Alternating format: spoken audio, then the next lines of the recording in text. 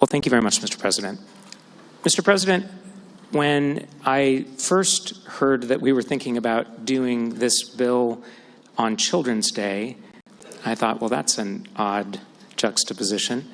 And then as I thought about it more, I thought, really, it's absolutely the best day for us to be considering this kind of a measure. Why is that, Mr. President? My 4 kids, all students at Garfield High School, were here sitting next to me on the floor this morning. And my why at this point in my career in the legislature is about making sure that we have a fantastic, well-funded system of public schools in our state. Mr. President, there is no path for us to make the kinds of investments that we want and need to make in the public schools of Washington State without having the kind of revenue that this bill offers us the opportunity to have. We need to do more to fund smaller class sizes, to fund special education for our students.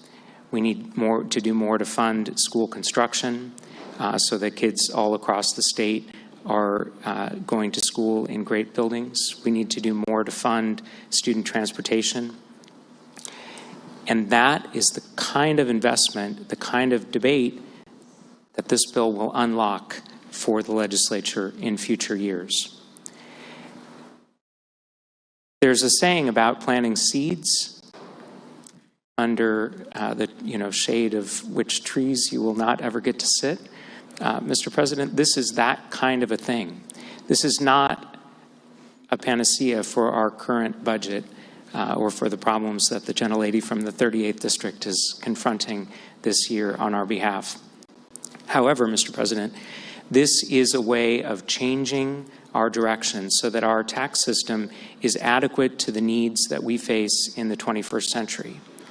It's also a way of making sure that the tax system that my kids will be living under is one that is fairer than the one that you and I have lived under.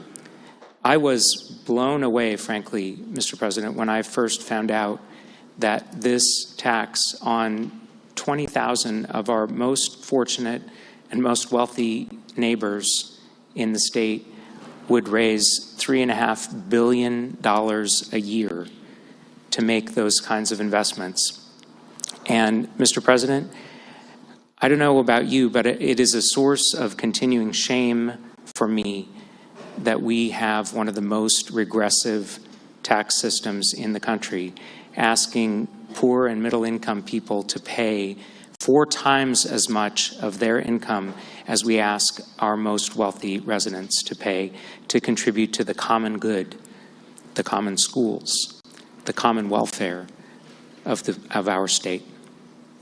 So, Mr. President, in the end, I think that Children's Day is perfect for this because it's really a statement about what kind of a state, what kind of a world we want to leave to this generation that's coming up behind us. And I strongly believe that the passage of this bill will head us in that direction and therefore urge your support. Thank you.